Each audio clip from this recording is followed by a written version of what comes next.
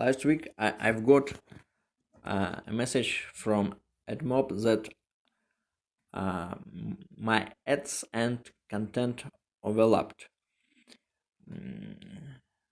And now I started investigate about this issue and found that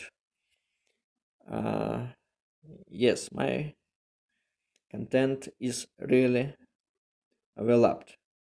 As you see, if I scroll items, they overlap with my banner from left and right. So what should I do? I need to add content offset from my scroll items so that my banner and my items didn't overlap. This is not so complex issue, but I need to do it before 13 November.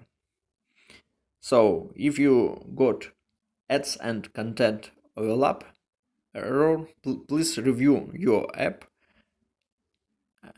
and fix issue. Thank you and good luck.